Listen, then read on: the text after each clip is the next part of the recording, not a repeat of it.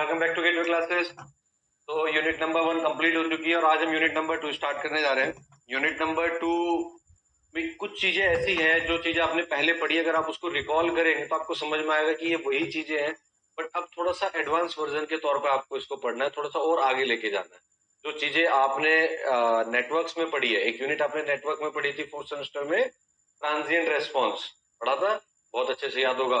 उसमें आपने पढ़ा था इंडक्टिव सर्किट का ट्रांजिएंट रेस्पॉन्स क्या होता है, कैपेसिटिव सर्किट का ट्रांजिएंट रेस्पॉन्स होता है कैसा होता है। लेकिन आपने वहां पे ये नहीं पढ़ा था कि अगर किसी सर्किट में इंडक्टर कैपेसिटर दोनों आ जाए तो उनका ट्रांजिएंट रेस्पॉन्स कैसा होगा। ठीक है ना, तो ये सब चीजें आपको इस बार पढ़नी पड़ेंगी और थोड़ा डिटेल में पढ़नी पड़ेंगी। अब यही हमारा चैप्टर है, तो आज के चैप्टर में जो हमारा टारगेट रहेगा वो एक तो हम ये समझेंगे कि टाइम डोमेन एनालिसिस क्या होती है, स्टैंडर्ड टेस्ट सिग्नल हमारे कौन कौन से होते हैं, time response analysis of first order system. First order system क्या होती है, सारी चीजें आज के लेक्चर में आप पढ़ोगे। तो देखिए, हम जो किसी भी सिग्नल की एनालिसिस करते हैं, ये आपका सिलेबस है सेकेंड यूनिट का। इसमें आज के लेक्चर में हम क्या क्या चीजें कवर कर लेंगे वो मैं आपको बता देता हूँ। एक तो आज हम ये कवर करेंगे स्टैंडर्ड टेस्ट सिग्नल, दूसरा हम आज ये टॉपिक कवर करेंगे first time response of first order system. दो टॉपिक हम आज के लेक्चर में ये चीज कवर कर लेंगे, राइट। तो सबसे पहले हम इस पर बात करते हैं टाइम डोमेन एनालिसिस की। तो देखिए, आपने दो डोमेन में एनालिसिस किया होगा। जब आपने बीएसएस पढ़ा था तो आपने ट्रांसफॉर्म टेक्निक पढ़ी थी। तो ट्रांसफॉर्म टेक्निक क्या थी बेसिकली, कि आप सिग्नल को एक टाइम डोमेन से निकाल के फ्रीक्वेंसी डोमेन में ले जाते हो। तो वहां जो एनालिसिस आप कर रहे थे फ्रीक्वेंसी डोमेन में कर रहे थे सारा काम, चाहे वो लाप्लास ट्रांसफॉर्म थी, चाहे वो जेट ट्रांसफॉर्म थी, चाहे वो फोरियर ट्रांसफॉर्म थी। तभी में आप क्या कर रहे थे, टाइम डोमेन के सिग्नल को फ्रीक्वेंसी डोमेन के सिग्नल में कन्वर्ट कर रहे थे। इस यूनिट में आपको टाइम डोमेन में ही काम करना है और जो रेस्पॉन्स है उसको टाइम डोमेन में ही समझाना है। ठीक है, तो क्या क्या है टाइम डोमेन में, अगर हम इसकी बात करें, इट इन्वॉल्व्स डिफाइनिंग सारी चीजें जो फ्रीक्वेंसी डोमेन में थी वही चीजें इसमें भी हैं, बस यहाँ पर सब चीज टाइम डोमेन में। जैसे इनपुट आपका टाइम डोमेन में होगा, output other variables of the system as a function of time, यानी कि वो सब टाइम के फंक्शन होंगे। जैसे आप किसी फंक्शन को डिफाइन करना चाह रहे हैं, स्टेप सिग्नल को डिफाइन करना चाह रहे हैं, तो वो टाइम में होगा, यूटी होगा। लेकिन आप जो फ्रीक्वेंसी में करते थे वही एस में डिफाइन करते थे। तो यहाँ आपको टाइम डोमेन में सारी चीजें करनी है और इसी का रेस्पॉन्स जब एनालिसिस करेंगे उसको हम बोलेंगे टाइम डोमेन एनालिसिस। आपको ध्यान होगा जब यूनिट नंबर 3 नेटवर्क्स में आप पढ़ रहे थे ट्रांजिएंट रेस्पॉन्स, तो वहां पे आपने क्या किया था, आरएल सर्किट का रेस्पॉन्स निकाला था। कैसे निकालते थे, पहले इक्वेशन लिखी टाइम डोमेन में, फिर उसका लाप्लास लिया, फ्रीक्वेंसी डोमेन में कन्वर्ट किया, एंड देन उसको वापस टाइम डोमेन में लेकर आए और तब उसका रेस्पॉन्स निकालते थे। ये वही रेस्पॉन्स है, ये वही रेस्पॉन्स है जो आपको निकालना है। ठीक है, thus the time response of control system provide idea about the variation of output of the system with respect to time। कि टाइम के साथ साथ हमारा जो सिस्टम है उसका आउटपुट कैसे वेरी कर रहा है। रेस्पॉन्स का मतलब सिंपल यही है कि जैसे जैसे हमारा समय बीत रहा है हमारे सर्किट के बिहेवियर में कैसे चेंज आ रहा है, उस सर्किट का रेस्पॉन्स कैसे चेंज आ रहा है, आउटपुट की कैरेक्टरिस्टिक्स क्या है जब टाइम हमारा बीत रहा है धीरे धीरे। ठीक है, तो उन चीजों को स्टडी करना। Control system, there are many some energy storing element, बहुत सारे एनर्जी स्टोरेज एलिमेंट है। यूनिट नंबर 3 में पढ़ा था, इंडक्टर है, कैपेसिटर है, कॉम्बिनेशन है। उन सब की वजह से टाइम के साथ साथ रेस्पॉन्स चेंज होता है। आप देखिए, रजिस्टिव सर्किट में रेस्पॉन्स चेंज नहीं होगा, उसका रेस्पॉन्स कॉन्स्टेंट होता है। अगर रजिस्टिव सर्किट है तो उसका रेस्पॉन्स चेंज नहीं होता है। लेकिन जितने स्टोरेज वाले एलिमेंट है, चाहे वो इंडक्टर है चाहे वो कैपेसिटर है, इनकी वजह से टाइम के साथ रेस्पॉन्स में चेंज देखने को मिलता है। इनकी वजह से सर्किट में डिस्टर्बेंस आते हैं। तो यहाँ पर क्या होता है कि आपका रेस्पॉन्स जो है वो चेंज होगा। ठीक है, the exact time taken by the system for changing one energy state to another is known as transient time and the value and pattern voltage and current during this period are known as transient response. तो एक energy state से दूसरी energy state में जाने में जो changes आपको दिखाई देते हैं, जैसे आप लो लेवल के स्टेट को, आप जीरो पे हो, आपको हायर स्टेट पे जाना है, आउटपुट आपका कुछ मिलना था, तो जब ऐसे ही आपने स्विच को ऑन किया वो रेस्पॉन्स आपका चेंज होता है, वो हायर से लोअर तक जाता है, लोअर से हायर तक जाता है। तो जो रेस्पॉन्स आपको मिलेगा वही हमारा ट्रांजिएंट रेस्पॉन्स है। और जब एक बार वो आउटपुट तक पहुंच जाएगा जहां तक हम उसको लेके जाना चाह रहे हैं, तो वो रेस्पॉन्स कहलाता है स्टेडी स्टेट रेस्पॉन्स। लेकिन कई बार ऐसा होता है कि जितना हम सोच के बैठे हैं कि ये रेस्पॉन्स आएगा, लेकिन एक्चुअल रेस्पॉन्स उससे थोड़ा सा डिफर होता है, ज्यादा नहीं लेकिन थोड़ा बहुत डिफरेंस होता है। उस डिफरेंस को हम बोलते हैं एरर, या उसको हम बोलते हैं स्टेडी स्टेट एरर। जो error between desired output and जो एक्चुअल में अचीव आउटपुट है, डिजायर्ड आउटपुट हमारा ये है, लेकिन एक्चुअल में अब यहाँ पहुंच रहे हैं, तो the gap between these two, the actual output और जो हमारा एक्चुअल में आ रहा है, desired output and actual output के बीच का जो गैप है वो क्या हो जाएगी, एरर। और क्योंकि वो एरर स्टेडी स्टेट पे आ रही है, तो इसलिए हम उसको क्या बोल देते हैं, स्टेडी स्टेट एरर। बहुत सिंपल रखो, चीजों को कॉम्प्लेक्स करने की जरूरत ही नहीं है, बहुत सिंपल चीजें हैं, ठीक है। तो ये तो बात हुई, थोड़ा सा थ्योरेटिकल पोर्शन हुआ। अब हम बात कर देते हैं time response of A control system, कि कितने टाइप का टाइम रेस्पॉन्स होता है। तो ये चीज तो आपने पढ़ी है, ये चीज आपने बीएसएस में भी पढ़ी होगी, मैंने बीएसएस में भी आपको पढ़ाया है कि टाइम रेस्पॉन्स और ये स्टेडी स्टेट और ट्रांजिएंट रेस्पॉन्स क्या होता है। बीएसएस में आपको पढ़ाया था लाप्लास ट्रांसफॉर्म में, जब हम एप्लीकेशन पढ़ा रहे थे लाप्लास की, तब हमने आपको रेस्पॉन्स पढ़ाया था। यही चीज हमने यूनिट नंबर 3 नेटवर्क में आपको पढ़ाई है कि दो तरीके का रेस्पॉन्स होता है, एक होता है ट्रांजिएंट रेस्पॉन्स, एक होता है स्टेडी स्टेट रेस्पॉन्स। इसके अलावा भी आपने इस तरह से पढ़ा होगा कि फोर्स्ड रेस्पॉन्स और नेचुरल रेस्पॉन्स क्या होता है, ठीक है। तो ट्रांजिएंट रेस्पॉन्स क्या होता है कि जब भी सिस्टम में कोई डिस्टरबेंस आएगा, डिस्टरबेंस कैसा हो सकता है, जैसे एक एग्जाम्पल बड़ा फेमस है जो हर जगह दिया जाता है, लिया जाता है, एक शांत तालाब है, ठीक है, एक शांत तालाब है, और उस तालाब में आपने क्या किया, कोई पत्थर मार दिया। तो अगर उसमें कोई कंकड़ मार दे तो उसमें आप देखेंगे वेव्स बनती है ना, पानी में जैसे आप कोई पत्थर मारते हो तो उसमें वेव्स आपको दिखाई देंगी, वो वेव्स कभी ऊपर जाएंगी कभी नीचे आएंगी, लेकिन क्या वो हमेशा रहती हैं, नहीं, थोड़ी देर के बाद वो वापस वैसा ही हो जाता है जैसा था। तो वो क्या समझ में आया कि जैसे ही हम किसी शांत चीज में डिस्टरबेंस क्रिएट करते हैं, वो डिस्टरबेंस थोड़ी देर के लिए रहता है, वापस से वो सेटल हो जाता है। तो जितनी देर वो डिस्टरबेंस आपको दिखाई दे रहा है, जितनी देर तक पानी में वेव्स दिखाई दे रही हैं, उस ड्यूरेशन को हम बोलते हैं ट्रांजिएंट पीरियड या ट्रांजिएंट टाइम। और वो जो रेस्पॉन्स आपको दिखाई दिया वो रेस्पॉन्स था ट्रांजिएंट रेस्पॉन्स। और जितनी देर के बाद वो वापस सेटल हो गया, है ना, उसको हम बोलते हैं फिर कि अब ये वापस से स्टेडी स्टेट में चला गया, अब ये सेटल हो गया। तो जब वो चीज सेटल हो जाती है तो हम उसको बोलते हैं स्टेडी स्टेट। सेम चीज हमारे इलेक्ट्रिक सर्किट में होती है। इलेक्ट्रिक सर्किट में डिफरेंट टाइप ऑफ कंपोनेंट्स लगे हुए हैं, इंडक्टर लगा हुआ है, कैपेसिटर लगे हुए हैं। जैसे ही आप अपनी सप्लाई को ऑन करते हो, जैसे ही सप्लाई को ऑन करोगे, अभी तक सर्किट में कोई करंट नहीं थी, जीरो करंट फ्लो कर रही थी, जैसे ही आप स्विच ऑन करते हो तो उसके अंदर एक करंट स्टार्ट होना चाहिए कि करंट फ्लो होगी, लेकिन जो उसके अंदर एलिमेंट्स लगे हुए वो एकदम से रेस्पॉन्स को हाई नहीं जाने देंगे, उसमें कुछ चेंजेस आपको दिखाई देंगे। तो जितनी देर तक वो चेंजेस आपको दिखाई दे रहे हैं वो पीरियड कहलाता है ट्रांजिएंट पीरियड, वो जो रेस्पॉन्स कहलाता है वो कहलाता है ट्रांजिएंट रेस्पॉन्स। लेकिन ये हमेशा नहीं रहता है, थोड़ी देर के बाद आपका रेस्पॉन्स सेटल हो जाता है और जो डिजायर्ड आउटपुट आप चाहते हैं वहां जाके वो बैठ जाता है। तो ये चीज होती है ट्रांजिएंट रेस्पॉन्स और स्टेडी स्टेट रेस्पॉन्स। जैसे मुझे, जब मैं इनपुट देता हूँ, मान लो यहाँ पे मैंने स्विच को ऑन किया और मुझे ये आउटपुट चाहिए था, जो स्टेप इनपुट है ये मेरा, इतना मुझे आउटपुट चाहिए था, यहाँ तक आउटपुट आना था। लेकिन जैसे मैं इनपुट देता हूँ तो क्या देखता हूँ कि मेरा रेस्पॉन्स एकदम से बहुत हाई गया, फिर लो गया, फिर हाई गया, फिर लो गया, और धीरे धीरे धीरे इसके पास पहुंच गया। यानी कि ये जो पीरियड है जहां पे मुझे चेंजेस दिखाई दे रहे हैं, इसके अलोंग, सेटलमेंट के अलोंग जो चेंजेस दिखाई दे रहे हैं, this duration is known as transient duration. और जो रेस्पॉन्स है वो क्या कहलाएगा, ट्रांजिएंट रेस्पॉन्स। उस रेस्पॉन्स को हम क्या बोल देंगे, ट्रांजिएंट रेस्पॉन्स। और इसके बाद जब ये आउटपुट के पास पहुंच जाएगा और लगभग लगभग डिस्टरबेंस इसके खत्म हो जाएंगे, तब उसको बोलेंगे स्टेडी स्टेट रेस्पॉन्स। और एक्चुअल रेस्पॉन्स और जो हमारा डिजायर्ड रेस्पॉन्स था उसके बीच की जो एरर है, ये जो चीज दिखाई दे रही है इतनी, ये जो एरर आपको दिखाई दे रही है, ये जितनी कम से कम रहे उतनी बेहतर है।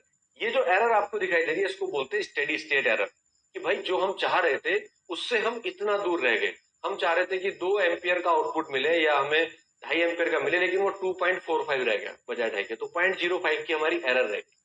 तो ये एरर कितनी होनी चाहिए, लगभग 2%। 2% के आसपास जब ये एरर रह जाती है तब हम उसको मान लेते हैं कि हमारा आउटपुट जो है वो सेटल हो गया, स्टेडी स्टेट तक पहुंच गया, 98% उसने अचीव कर लिया, राइट। ये चीज बात समझ में आ गई। तो स्टेडी स्टेट रेस्पॉन्स और ट्रांजिएंट रेस्पॉन्स क्या हुआ ये समझ में आया।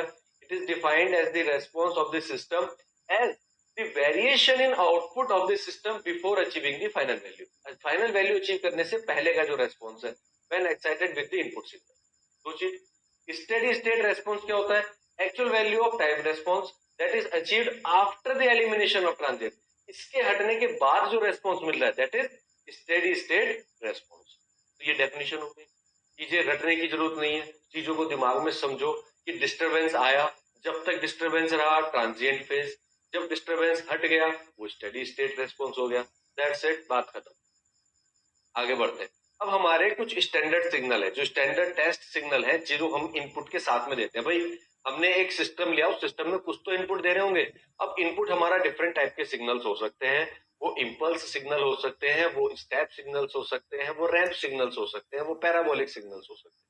तो उन सिग्नल्स के बारे में आपको थोड़ा सा आइडिया होना चाहिए कि किस तरह के सिस्टम के साथ में अगर हम ये इनपुट देंगे तो ये रेस्पॉन्स मिलेगा, ये इनपुट अगर देंगे तो ये रेस्पॉन्स मिलेगा। वो इनपुट क्या होते हैं वो आपको समझना है। तो सबसे पहले हम बात करेंगे किसकी, इम्पल्स रेस्पॉन्स की। तो देखिए इम्पल्स क्या होता है। इम्पल्स चाहे फोर्स हो, चाहे इम्पल्स टॉर्क हो, चाहे वो इम्पल्स कोई और क्वांटिटी हो, इम्पल्स वोल्टेज हो, जो भी चीज है। रेस्पॉन्स की अगर हम बात करें तो इम्पल्स का मतलब होता है एक बहुत शॉर्ट ड्यूरेशन के लिए मिलने वाला रेस्पॉन्स। यानी कि अगर एक बहुत शॉर्ट टाइम ड्यूरेशन है, बहुत शॉर्ट टाइम ड्यूरेशन है, उस टाइम ड्यूरेशन पे मुझे जो रेस्पॉन्स मिलता है वो मेरा इम्पल्स रेस्पॉन्स कहलाता है। या उस ड्यूरेशन को मैं लगभग जीरो मान के चलता हूं। तो यहां आप देखिए, अगर तो जीरो पे, टी इक्वल टू जीरो पे मुझे एक रेस्पॉन्स मिल रहा है, बाकी कहीं मुझे कोई रेस्पॉन्स नहीं मिल रहा है, तो मैं इसको क्या बोलूंगा, एक इम्पल्स रेस्पॉन्स बोलूंगा। ऐसा भी होता है कि आप सपोज ये विड्थ है, ये डबल ले लो इसके एम्पलीट्यूड की। अगर ये विड्थ इसकी टी है और ये टी बाई टू है, ठीक है, तो आप इन दोनों को मल्टीप्लाई करोगे, T into T by to,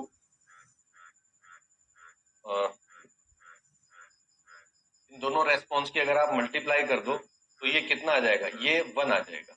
ये आ जाएगा one, T by two into,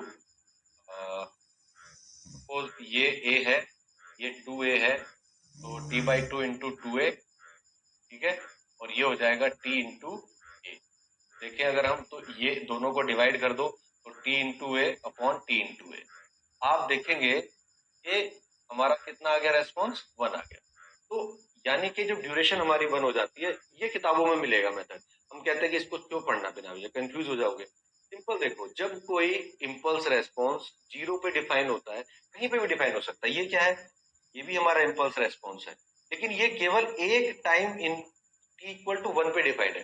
तो एक ऐसा रेस्पॉन्स जो टाइम की किसी एक पर्टिकुलर वैल्यू पे डिफाइन होता है, ठीक है, वो जीरो पे भी हो सकता है, वो वन पे भी हो सकता है, वो टू पे भी हो सकता है, बाकी जगह पे उसकी कोई वैल्यू नहीं है, तो उसको हम क्या बोलते हैं, इम्पल्स रेस्पॉन्स बोलते हैं। इसकी कोई विड्थ नहीं मानी जाती, हम इसकी विड्थ को नहीं मान के चल रहे हैं, बहुत छोटी विड्थ है, जीरो के बाद बहुत शॉर्ट ड्यूरेशन के लिए आया और गया, कब आया कब गया कुछ नहीं पता चला रेस्पॉन्स का, ठीक है, तो उसको कहते हैं impulse response.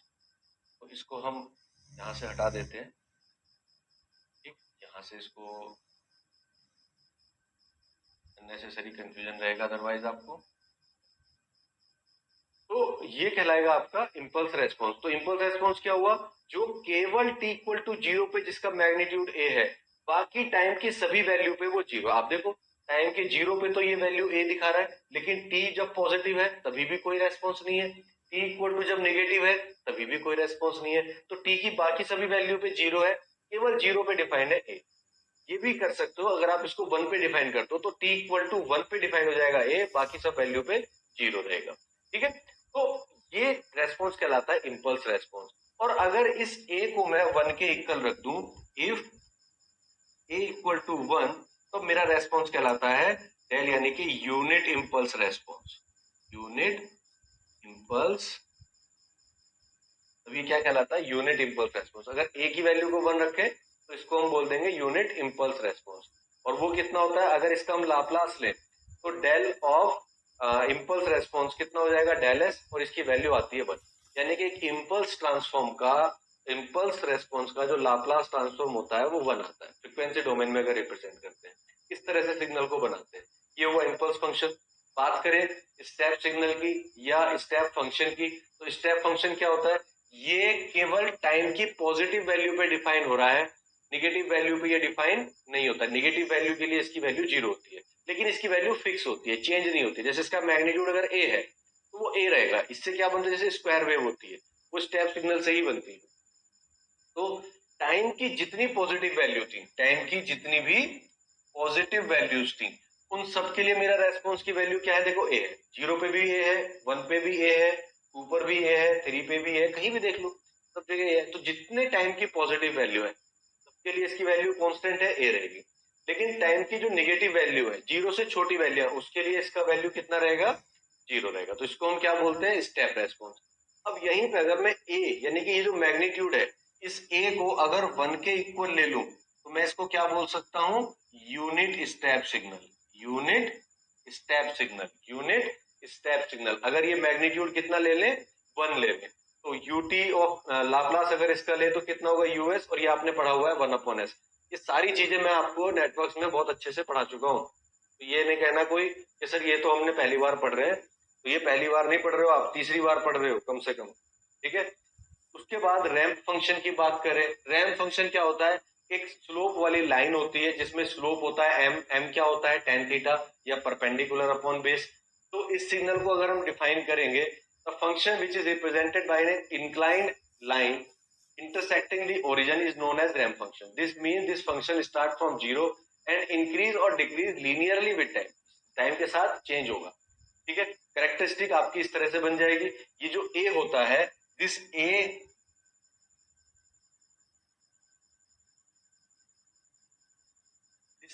Is slope. Slope क्या होता है बेटा आपका, tan थीटा, tan थीटा या फिर परपेंडिकुलर अपॉन बेस। तो परपेंडिकुलर ये हो गया, ठीक है, बेस ये हो गया आपका।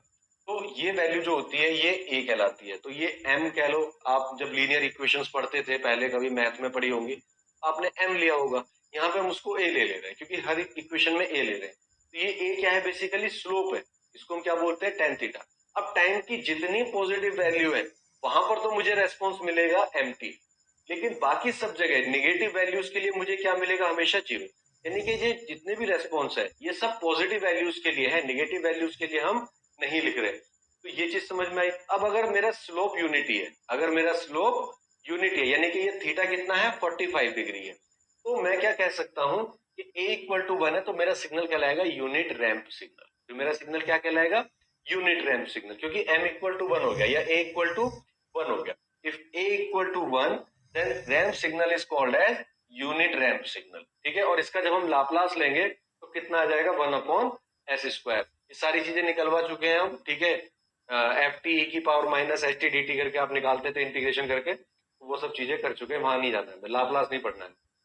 इसके बाद एक और फंक्शन देख लेते हैं, पैराबोलिक फंक्शन। अभी एक एक करके बढ़ते चले जा रहे हैं। पैराबोलिक फंक्शन क्या है, ये क्वाड्रेटिक होता है, यानी कि यहाँ आ जाएगा A T square upon two, A T square upon two. तो ये भी किसके लिए रहेगा, for positive value of T. Negative value के लिए ये भी कितना रहेगा, जीरो। और अगर ए की वैल्यू को 1 रख दे तो ये हमारा क्या कहलाएगा, यूनिट पैराबोलिक सिग्नल। अगर ए की वैल्यू को 1 रखो तो ये कहलाएगा यूनिट पैराबोलिक सिग्नल। इसकी लाप्लास ट्रांसफॉर्म अगर आप निकालेंगे तो कितना आ जाएगा, ए अपॉन एस क्यूब। और अगर ए की वैल्यू 1 है तो 1/s³। तो ये आ जाएगा हमारा लाप्लास ट्रांसफॉर्म, ठीक। इस तरह की इसकी कुछ कैरेक्टरिस्टिक दिखाई देगी पैराबोला की शेप में, इसीलिए इसको पैराबोलिक सिग्नल बोलते हैं, राइट। इसका बहुत ज्यादा यूज नहीं आएगा अभी आपका, ठीक है। जहां तक है रैंप तक ही आपका काम खत्म हो जाएगा। अब हम बात करेंगे किसकी, फर्स्ट ऑर्डर सिस्टम की। अच्छा, उससे पहले रिलेशन देख लेते हैं, हाँ ये भी जरूरी है, हालांकि ये मैं आपको प्रूव भी कराऊंगा डेरिवेशन में भी। तो आप देखिए, डेल टी हमारा ये डिफाइन हुआ था, यूटी हमारा ये डिफाइन हुआ, आर टी हमारा ये डिफाइन हुआ, पीटी हमारा ये डिफाइन हुआ। अगर डेल टी को इंटीग्रेट कर दें तो मुझे ए मिल जाएगा, ये वाली वैल्यू मिल जाएगी। इसको इंटीग्रेट करेंगे तो रैंप सिग्नल मिलेगा, और रैंप सिग्नल को इंटीग्रेट करेंगे तो पीटी मिलता है। या इसका उल्टा कर दो, अगर इस पीटी को डिफरेंशिएट करोगे तो रैंप सिग्नल मिलेगा, रैंप को डिफरेंशिएट करोगे तो स्टेप सिग्नल मिलेगा, और स्टेप सिग्नल को डिफरेंशिएट करोगे तो आपको इंपल्स सिग्नल मिलेगा। तो आप कहोगे सर ये तो रटने वाली बात हो गई, रटना नहीं है, अभी प्रूफ करा दूंगा सारी चीजें। जब आप रेस्पॉन्स निकालोगे ना तो ये चीज प्रूफ भी करा दूंगा, लेकिन ये आपको याद रखोगे ज्यादा बेटर है कि इसका डेरिवेटिव ये, इसका डेरिवेटिव ये, इसका डेरिवेटिव ये। यहाँ टी स्क्वायर था, एक बार डिफरेंशिएट करोगे तो टी कम हो जाएगा, एक टी आ गया। इसको डिफरेंशिएट करोगे तो ये वाला टी भी गायब हो गया, इसको डिफरेंशिएट करोगे तो कांस्टेंट आ जाएगा, ठीक है। तो इस तरह से ये डेरिवेटिव्स होते हैं एक दूसरे के, ठीक। आगे बढ़ते हैं। अब बात करते हैं time response of first order control system. देखिए, जितने हमारे आरएल सर्किट था, आरसी सर्किट था, ये सब फर्स्ट ऑर्डर सिस्टम ही थे हमारे, ठीक है, जो हमने पढ़े थे। उनका जो रेस्पॉन्स भी हमने पढ़ा था वो भी फर्स्ट ऑर्डर का रेस्पॉन्स था, जो आपने पढ़ा था। अगर आपको ध्यान हो तो कि आई इक्वल टू आ रहा है R upon L 1 minus E की power minus L by R by L into T करके आ रहा था रेस्पॉन्स, उस हमारा क्या था, फर्स्ट ऑर्डर का रेस्पॉन्स था। वही चीज आपको यहाँ पढ़नी है, बस यहाँ पे आर और एल की हम बात नहीं करेंगे, यहाँ इंडक्टर कैपेसिटर रजिस्टर की बात नहीं करेंगे, यहाँ जस्ट नॉर्मली हम चलेंगे उसको लेके। तो ठीक है, हमने मान लिया कि जो हमारा एक फर्स्ट ऑर्डर सिस्टम है, फर्स्ट ऑर्डर का सिस्टम जहाँ पे एस की पावर 1 में आती है, एस स्क्वायर की टर्म नहीं आती है, एस की पावर 1 में आती है। तो हमने एक ट्रांसफर फंक्शन लिया जिसका गेन कितना है 1/ST है, सिंपल, और उसको यूनिटी फीडबैक हमने दे दिया। तो ये हमारा पूरा यूनिटी फीडबैक कंट्रोल सिस्टम हो गया, जिसमें हमारा जो ब्लॉक का गेन है वो कितना है 1/ST है। अब अगर मैं इसको सॉल्व करूं, अगर हम इसको सॉल्व करें तो कैसे कर सकते हैं? देखिए जीएस इक्वल टू कितना लिया हुआ हमने,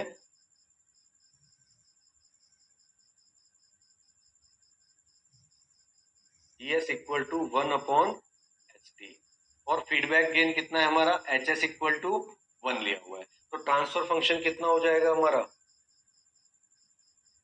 ट्रांसफर फंक्शन कितना हो जाएगा, GS/RS। फॉर्मूला क्या होता था, GS/1 plus GS into HS। ठीक है, अब GS कितना है हमारे पास 1/ST, 1 प्लस 1/ST इंटू 1। इसको पूरे को अगर हम सॉल्व कर लें तो ST से ST कट जाएगा, ऊपर आ जाएगा 1/ST प्लस 1, ये आ जाएगा। यानी कि जो ट्रांसफर फंक्शन है मेरा पूरे ओवरऑल इस कंट्रोल सिस्टम का वो कितना है 1/ST प्लस 1, ये मेरा रेस्पॉन्स आ गया। तो this is my first order system, this is my first order system. अब इस फर्स्ट ऑर्डर सिस्टम को, इसका रेस्पॉन्स मैं अलग अलग उसके साथ निकालूंगा, अलग अलग इनपुट के साथ, क्योंकि यहाँ पर क्या है, ये चीज है CS/RS। ठीक है, ये चीज क्या है CS/RS। चलो इसको डब्बे में बंद कर देते हैं, काम आ जाएगा। ठीक है जी, अब यहीं से अगर मैं केवल आउटपुट निकालू, CS क्या है, आउटपुट है, आउटपुट क्या हो जाएगा 1/T plus 1 into RS, into RS। तो ये क्या हो जाएगा मेरा CS equal to 1/ST plus 1 into RS। RS क्या है मेरा इनपुट, ये चीज क्या है मेरी इनपुट। ठीक है, और ये चीज क्या है हमारे आउटपुट, ये चीज क्या है आउटपुट। अब मैं इनपुट को बार बार चेंज करूंगा, कभी इनपुट को इंपल्स रेस्पॉन्स रखूंगा, कभी इनपुट को स्टेप में रखूंगा, कभी रैंप में रखूंगा, और फिर चेक करता हूं इनका रेस्पॉन्स कैसा आता है। ठीक है, तो ये चीज करते हैं। सबसे पहले हम क्या चेक करते हैं, सबसे पहले हम बात करते हैं time response of first order control system with unit step input, with unit step input. और यूनिट स्टेप इनपुट, अगर यूनिट स्टेप इनपुट है तो देखो यूनिट स्टेप इनपुट मेरा क्या था, यूनिट स्टेप इनपुट था मेरा A, इसका लाप्लास ट्रांसफॉर्म कितना आया था A/S। अगर आप ध्यान देंगे तो ये रहा A/S या 1/S, यूनिट स्टेप का 1/S, और अगर स्टेप है तो A/S। तो मैं इसको क्या लिखूंगा, सिंपल यूनिट स्टेप सिग्नल के लिए RS इक्वल टू कितना हो जाएगा 1/1, यही तो होगा, ये भी बताया था आपको यूनिट स्टेप का इन लाप्लास ट्रांसफॉर्म ये होता है। अब मुझे निकालना है आउटपुट, तो आउटपुट रेस्पॉन्स क्या होगा, CS equal to 1/ST plus 1 into 1/S। अब अगर मुझे इसका टाइम डोमेन में कन्वर्ट करना है इसको, तो मुझे क्या करना है, लाप्लास इनवर्स लेना है। लाप्लास इनवर्स कैसे लेते थे मैंने आपको बताया था, आप इसका पार्शियल फ्रैक्शन करेंगे, तो by using partial fraction, by using partial fraction, partial fraction कितना हो जाएगा, CS equal to A/S plus B/ST plus 1। ठीक है जी, तो ये आ गया, सॉल्व करेंगे इसको, A इंटू, इसको इक्वेशन 1 मान लो, A into ST plus 1 plus B into S equal to 1। इसको इक्वल टू 1 रखेंगे ना, ये इक्वल टू कितना है, ये आ जाएगा 1, पार्शियल फ्रैक्शन है, सबको आना चाहिए। पुट S इक्वल टू 0, अगर मैं S इक्वल टू 0 रख दूं तो क्या हो जाएगा, A इंटू 1 इक्वल टू 1, या A इक्वल टू आ जाएगा 1। एक वेरिएबल मेरा आ गया A इक्वल टू 1। ठीक है, अब put S T plus one equal to zero, इस वाली टर्म को जीरो रख दो तो कितना हो जाएगा, S equal to minus one upon T रख दो। तो अगर मैंने एस टी प्लस वन को जीरो रखा तो ये मेरा जीरो हो गया, plus B into minus one upon T equal to one, या बी इक्वल टू कितना आ जाएगा, माइनस टी। एक वेरिएबल मेरा आ गया ये, ठीक है। तो put value of A and be in equation one, इसको इक्वेशन वन में रख दो, यानी कि यहां रख दो। तो सी एस इक्वल टू कितना हो गया बेटा हमारे पास, ए की वैल्यू वन, यानी कि one upon S minus T upon S T plus one. ये मेरे पास नई इक्वेशन आ गई। अब हम क्या करें, इसको सॉल्व करना शुरू करते हैं। तो सी एस इक्वल टू, मैं इसको लिख सकता हूं, C S equal to one upon S minus T upon, T को कॉमन ले लिया जाए यहां से, तो ये हो जाएगा S plus one upon T. देखो मुझे एस प्लस ए की फॉर्म बनानी होती है, वन अपॉन एस प्लस ए क्या क्या होता है, ए की पावर माइनस ए टी। तो मुझे एस प्लस ए की फॉर्म बनानी है, वो मैंने बना लिया। तो सी एस इक्वल टू आया one upon S minus one upon S plus one upon T. ठीक है, अब इसका लाप्लास इनवर्स ले लो, take Laplace inverse, Laplace inverse. देखो अब कितना आ जाएगा, सी टी, आउटपुट क्या है, अब ये टाइम डोमेन में आ गया, फ्रीक्वेंसी पे था ये टाइम डोमेन में आ गया। C T equal to one minus E की power minus T upon capital T. तो this is my response, this is my response. ठीक है जी, ये मेरा फाइनल रेस्पॉन्स है। ठीक है, सी टी। अब रेस्पॉन्स निकल के आ गया आपका। अगर आप इसमें क्या करो, इफ अगर मैं टी की वैल्यू को कैपिटल टी ले लूं, then T will be equal to हो जाएगा वन माइनस ई की पावर माइनस वन, ये आ जाएगा 0.632। यानी कि ये टी क्या है, ये टी मेरा टाइम कांस्टेंट है बेटा, ये मेरा टी क्या है, टाइम कांस्टेंट है। ये टी क्या है हमारा, टाइम कांस्टेंट है। ठीक है, अब ये चीज आगे निकल के, यानी कि अगर आपका जो टाइम है वो टाइम कांस्टेंट के इक्वल ले लें तो हमें 0.632 मिलता है, या फिर 63.2 रेस्पॉन्स मिलता है। कितना, 63.2। परसेंटेज में अगर निकाल लो तो 63.2 आता है। कब, जब मेरा जो टाइम है वो टाइम कांस्टेंट के इक्वल हो जाए। अगर मेरा जो टाइम है, मतलब जैसे मेरा तो रेस्पॉन्स 0 से 100 सेकंड तक जा रहा है सपोज, अब मेरा टाइम कांस्टेंट अगर 40 सेकंड है, तो मैं 40 सेकंड पर अगर रेस्पॉन्स चेक करूंगा तो मुझे कितना मिलेगा, 63.2% मिलेगा ओवरऑल रेस्पॉन्स का। ये बात समझ में आ गई, ठीक है।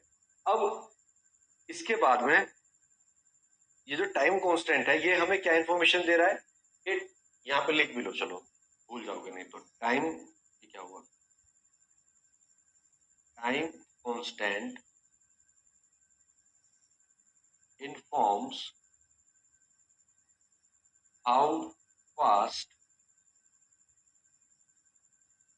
our response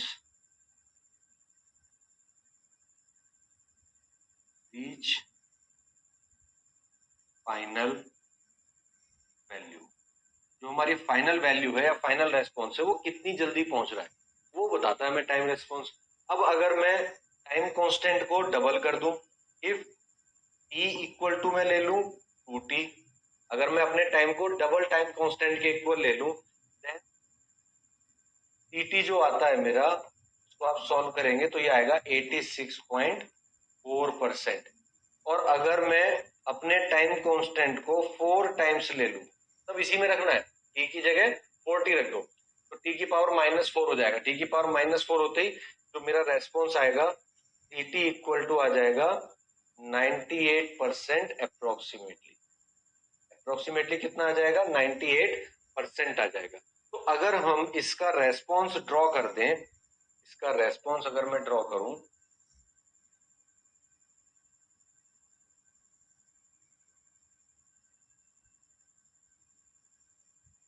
अगर हम इसका रेस्पॉन्स ड्रॉ कर दें,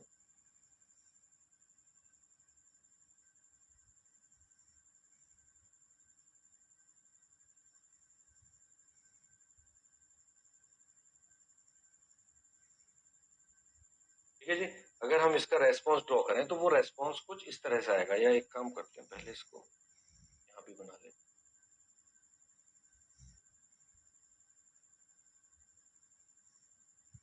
ये इसकी फाइनल वैल्यू, ठीक है।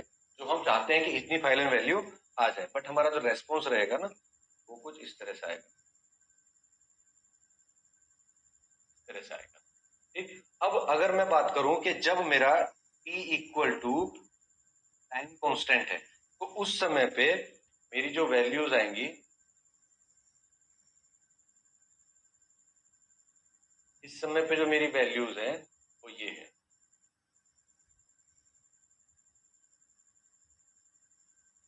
ठीक है, ये वैल्यू। तो ये जो रेस्पॉन्स मुझे मिल रहा है ये कितना है, ये अभी मैंने बताया था 0.632 है। मेरे टाइम की वैल्यू टी है तो टोटल रेस्पॉन्स का कितना है, लगभग 63%। लेकिन जब मैं अपनी वैल्यू को ले लेता हूं T equal to 40, T equal to 40, ठीक है। अगर मैं इसको कितना ले लूं, T equal to 4 times of time constant, time constant का 4 गुना अगर मैं टाइम लूं, तो उस मोमेंट पे मेरा जो रेस्पॉन्स है ना वो मुझे कितना मिलेगा, लगभग 0.98। वो मुझे कितना मिलेगा, लगभग 0.98। यहाँ पे होगा 100%। तो यहाँ पे अगर आप देखो तो जो हमारी एरर है वो कितनी आ रही है, 2% की, 2% या फिर 0.02। ये जो एरर आ रही है एक्चुअल के और इस रेस्पॉन्स के बीच में, तो यहाँ ये जो रेस्पॉन्स है ये रेस्पॉन्स कहलाएगा मेरा ट्रांजिएंट रेस्पॉन्स। ये क्या कहलाएगा, मेरा ट्रांजिएंट रेस्पॉन्स, ठीक है, यहाँ से लेके यहाँ तक। अब जब मेरी एरर 2% से कम रह गई तो अब मैं कह सकता हूं कि मेरा सिग्नल जो है वो स्टेडी स्टेट पे पहुंच गया है। ये किस पे पहुंच गया है, स्टेडी स्टेट रेस्पॉन्स, ठीक है। ये मेरा स्टेडी स्टेट रेस्पॉन्स हो जाएगा, ठीक है। और ये जो 2% है ये मेरी कहलाएगी एरर, इसको हम क्या बोलेंगे, स्टेडी स्टेट एरर। ये हमारा आउटपुट है and this is time, this is time. तो ये आपको समझ में आ गया होगा कि किस तरह का रेस्पॉन्स आया। और यही रेस्पॉन्स आपने आरएल और आरसी सर्किट में ध्यान अगर करें तो आपने पढ़ा होगा, सेम रेस्पॉन्स उसमें भी आता है। तो वही चीज है, यही इक्वेशन भी आती है उसमें, यही इक्वेशन भी आती है, ठीक है। तो इसको आप सॉल्व करके रखेंगे।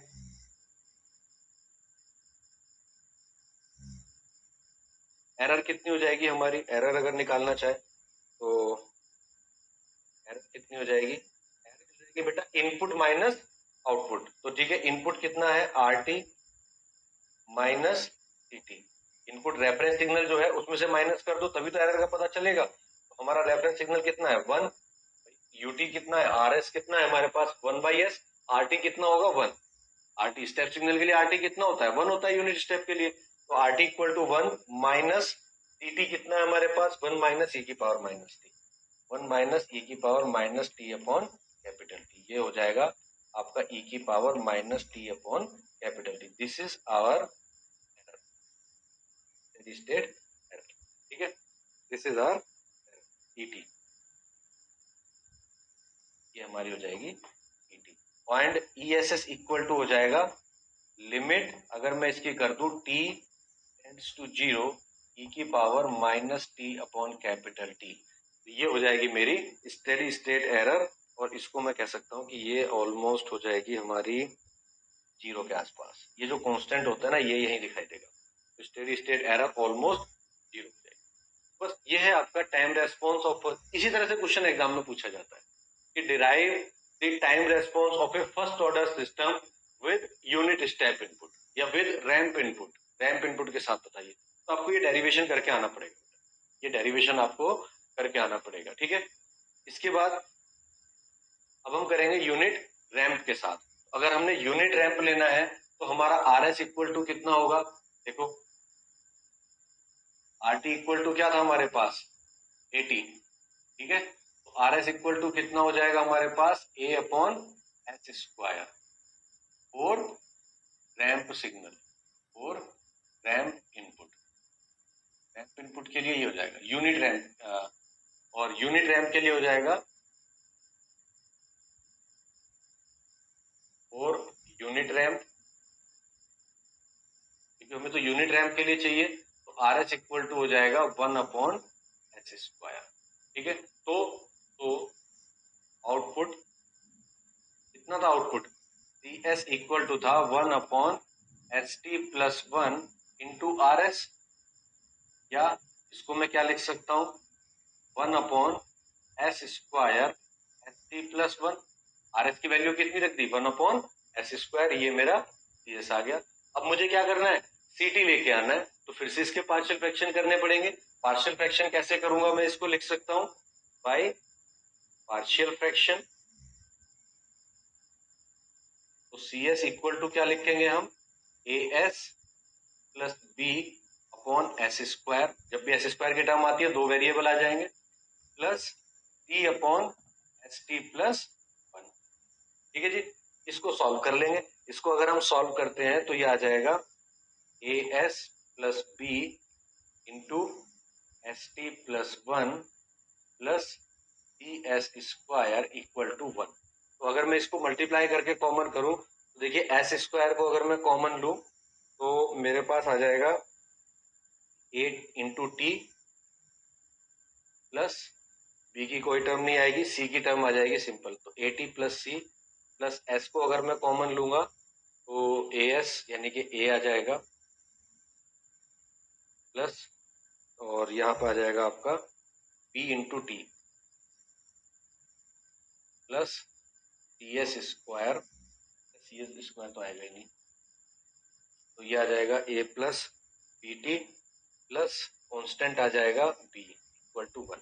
कॉन्स्टेंट आ जाएगा B, देखो B को 1 से मल्टीप्लाई करेंगे तो B आ जाएगा, AS² T आ जाएगा तो AT आ गया, और S² में C था तो C आ गया। ठीक है, तो ये हमारी इक्वेशन आ जाएगी। अब इसको कंपेयर करा दो, तो हम कंपेयर कराएं तो B इक्वल टू तो 1 आ गया। ऑन कंपेयरिंग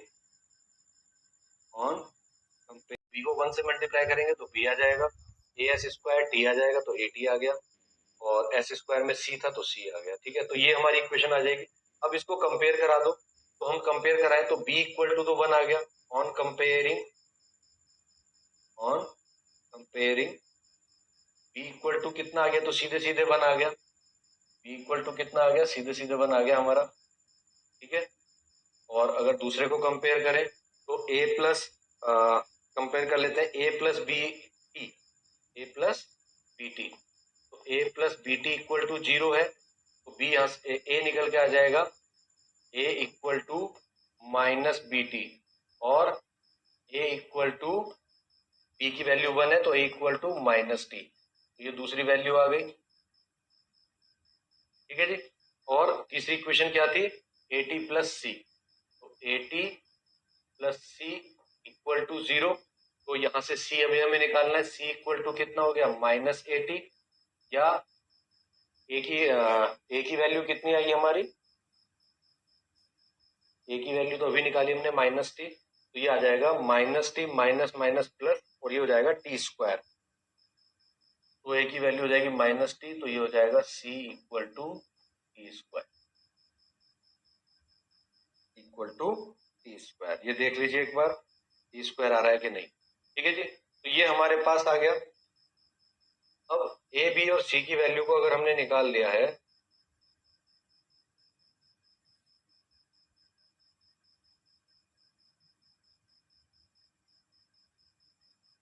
ठीक है जी, A और B की वैल्यू को अगर हमने निकाल लिया तो इसको ऊपर उठा के रख दो, तो हमारे पास बनेगा CS इक्वल टू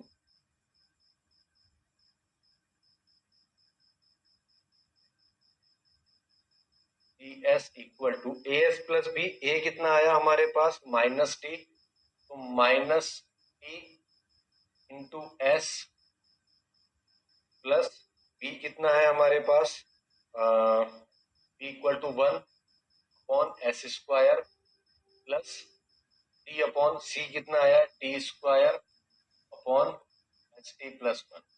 ठीक है, अब यहां से इन दोनों टर्म्स को अलग अलग कर लो, तो मैं इसको लिख सकता हूं CS equal to minus T upon S², sorry T upon S आ जाएगा, स्क्वायर तो S से S कैंसिल हो जाएगा, plus 1 upon S² plus T² upon, यहां से T को कॉमन ले लो तो हो जाएगा S+1 अपॉन T। तो यहां से अगर मैं इसको लिखूं तो CS इक्वल टू हो जाएगा 1 upon S² minus T upon, या ऐसे लिख लो, थोड़ी आसानी रहेगी, टी इंटू 1/s² एस, और प्लस टी से ये स्क्वायर कैंसिल, तो ये आ जाएगा T into 1/s plus 1/t। अब इसका लाप्लास इनवर्स ले लो, एक Laplace inverse, Laplace inverse, Laplace inverse अगर लेंगे तो सी टी इक्वल टू कितना आएगा बेटा, सी टी 1/s² का कितना आ जाएगा, ये तो रैम्प सिग्नल है, और रैम्प सिग्नल का कितना आ जाएगा,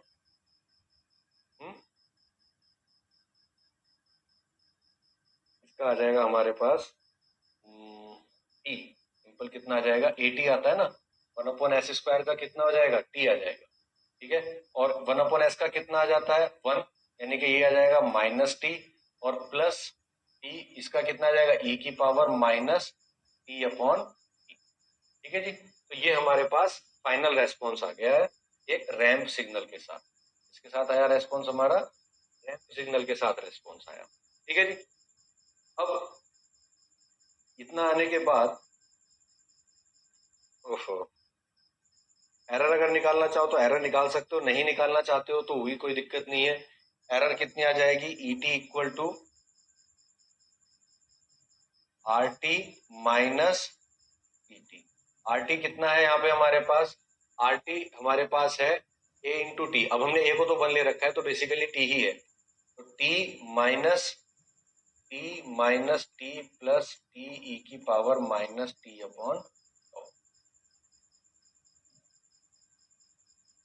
ठीक है। तो T से T कैंसिल हो गया, ये आपका T से ये वाला T कैंसिल हो गया, बचेगा -T, और माइनस माइनस प्लस हो जाएगा, यानी कि T1 माइनस e की पावर -T/,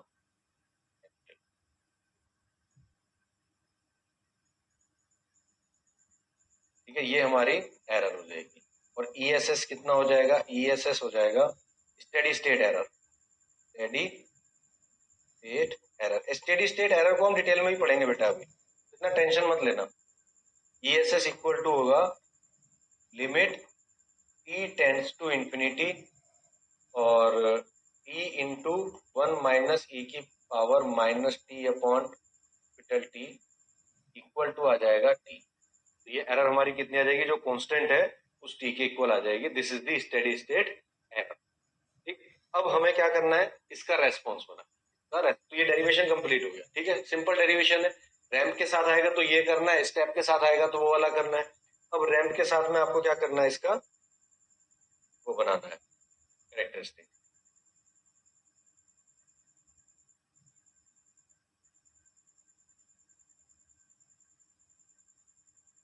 ठीक है जी। अब इसमें देखो क्या होगा,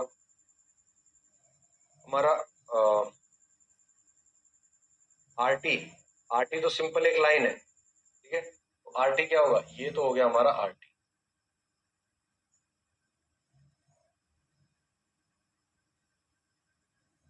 ये क्या हो गया हमारे पास, सिंपल RT। और जो हमारा रेस्पॉन्स आया है वो रेस्पॉन्स कुछ इस तरह का होगा, एक्चुअल रेस्पॉन्स आया है वो कुछ इस तरह का होगा, और ये जो डिफरेंस है ना, ये हमारा T है, दिस डिफरेंस इज T।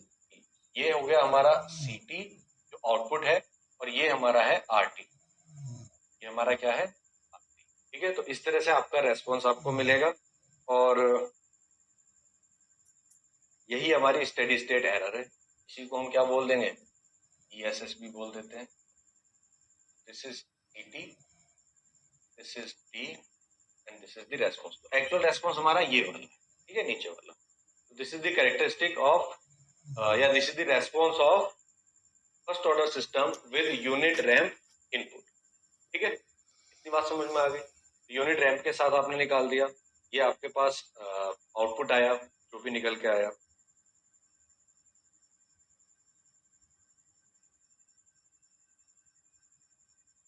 अब नेक्स्ट आपका लास्ट है यूनिट इंपल्स के साथ। तो यूनिट इंपल्स तो देखो सबसे आसान है। यूनिट इंपल्स में क्या होता है, और यूनिट इंपल्स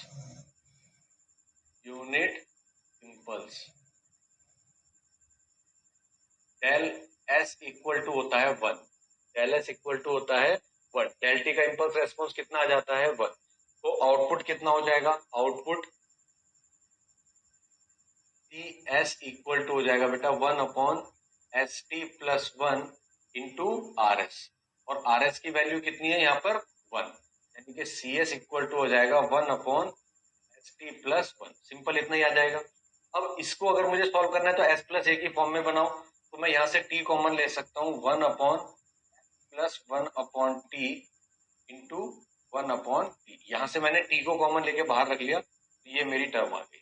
अब इसका मैं अगर लाप्लास लूं, इनवर्स लाप्लास लूं, तो इनवर्स लाप्लास कितना आएगा मेरा, इनवर्स लाप्लास आ जाएगा C T equal to 1/t e की पावर -t/, ठीक है जी।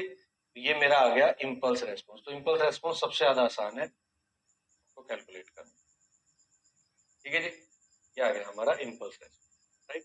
अब हमने सारी चीजें कर ली, रैंप सिग्नल का भी निकाल दिया, ठीक है। यहाँ पे डेरिवेशन कंप्लीट हो जाता है, और यूनिट रैंप अगर आप ध्यान दें तो यूनिट रैंप के लिए हमारा क्या सिग्नल आया था अभी, E T equal to E minus T plus E की पावर -t/T, ठीक है। और यूनिट स्टेप के लिए क्या आया था, यूनिट स्टेप के लिए आया था E T equal to 1 minus E की पावर -t/T, ठीक है। यहाँ पर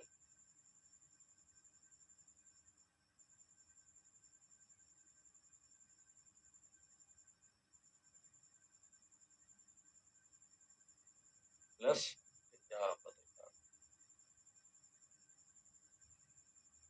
प्लस टी इंटू ई की पावर -t/T, देख लेते हैं ना, यही आया था e की पावर -t, ठीक है जी। ये आ गया था e की पावर -t। और impulse response e t equal to कितना आया, e की 1/t e की पावर -t/T। अब आप अगर ध्यान दें, अगर मैं इसको डिफरेंशिएट करूं, इसका डेरिवेटिव लूं, d/dt करूं, तो क्या यही नहीं मिल रहा है, t का करोगे तो कितना हो जाएगा 1, इस वाले t का करोगे तो 0, इसका करोगे तो e की पावर -t/T इंटू 1/t हो जाएगा, तो t से t कैंसिल, यही आएगा।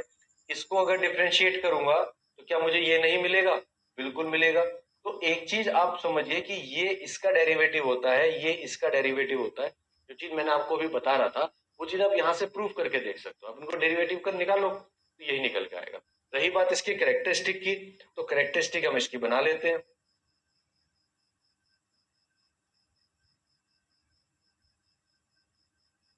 कैरेक्टरिस्टिक इसकी सिंपल सी है, एक्सपोनेंशियली डिकेइंग कैरेक्टरिस्टिक है, एक्सपोनेंशियली डिकेइंग, बन जाओ भाई, ठीक है। ये एक्सपोनेंशियली डिकेइंग कैरेक्टरिस्टिक है, और ये हमारा 4t पे आएगा लगभग, इधर टाइम कांस्टेंट हो जाएगा, इधर ct हो जाएगा, और ये हमारा इम्पल्स रेस्पॉन्स, ठीक है जी। ये हमारा इम्पल्स रेस्पॉन्स हो जाएगा, और कितना है ये 1/t e की पावर -t/, ये हमारा रेस्पॉन्स, ठीक है। This is the impulse response. तो फर्स्ट ऑर्डर सिस्टम में केवल इतनी चीजें थी। फर्स्ट ऑर्डर सिस्टम में तीनों तरह के सिग्नल के साथ में जो जो रेस्पॉन्स था वो मैंने आपको दिखाया। इम्पल्स के साथ में ये होगा, रैंप के साथ में क्या हुआ, स्टेप सिग्नल के साथ में क्या हुआ। तो ये जो चीजें हैं ये आपके एग्जाम में इसी तरह से पूछी जाती हैं कि कैसे आपका फर्स्ट ऑर्डर सिस्टम का रेस्पॉन्स निकल के आए, वो आप कैलकुलेट करके बताइए, ठीक है। तो चलिए आज के लेक्चर में इतना ही रखते हैं, नेक्स्ट क्लास में डिस्कस करेंगे सेकंड ऑर्डर सिस्टम के बारे में, राइट। तो चलिए मिलते हैं नेक्स्ट क्लास में, थैंक यू वेरी मच, और पढ़ते रहो बेटा।